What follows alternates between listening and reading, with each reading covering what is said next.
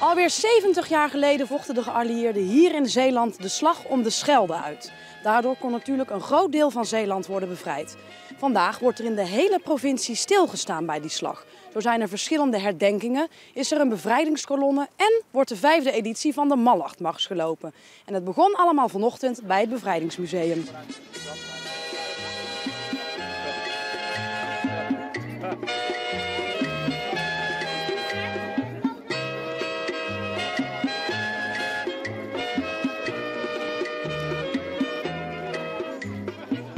Wat ga jij zo dadelijk doen? De Mallachtmars lopen.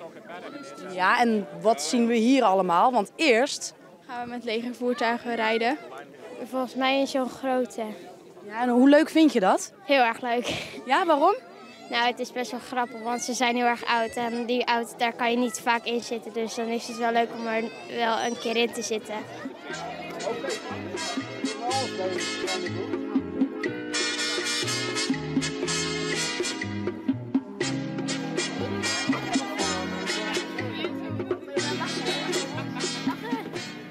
De ouderen, die club, die wordt steeds kleiner. En we willen graag dat het toch herdacht blijft worden. Dus moet je naar de jeugd toe. En dat wordt heel positief opgepakt, ook door de scholen. En daar ben ik heel blij mee. Kun jij het je voorstellen hoe dat is, oorlog? Ja, het is echt niet leuk. Nou, het is echt stom, want ja, de meeste mensen gaan er dood aan en dat is dan niet leuk. Waarom ben je vandaag eigenlijk gekomen? Echt om over de oorlog na te denken of eigenlijk gewoon vooral voor die voertuigen? Oh ja, om ook voor het wandelen, om terug te lopen en om natuurlijk mee te rijden.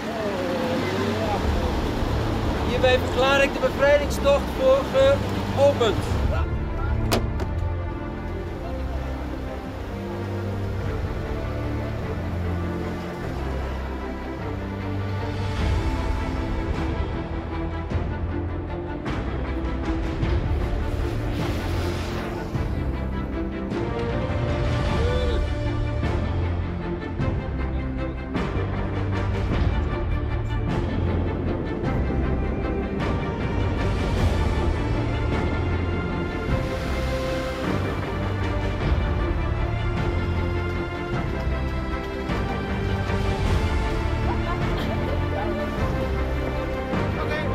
Kinderen is de volgende generatie. En die moeten straks ook het idee van de vrijheid doorgeven aan hun kinderen. Dus heel goed dat ze erbij zijn. Ja.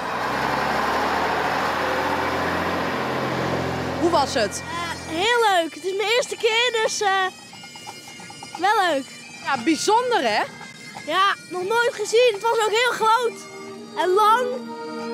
Ook bijzondere voertuigen. Dus.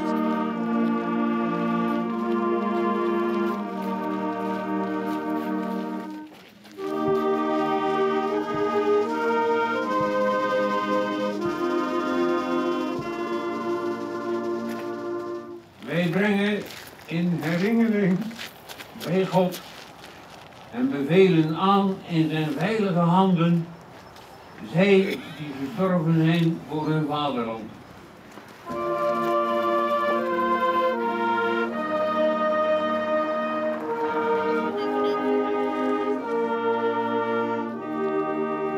Ze komen langs diverse punten waar ze in de routebeschrijving kunnen lezen wat er gebeurd is. Er is een EHBO of een soort ziekenboeg geweest. Er is een ortscommandant, heeft ergens in een villa gezeten. Ze komen langs een hele dijk met bunkers, wat natuurlijk bijzonder interessant is voor die gasten. Want er willen ze allemaal in en op. Maar ja goed, ze moeten het gewoon ervaren. Het is gewoon een geschiedenisles in de praktijk.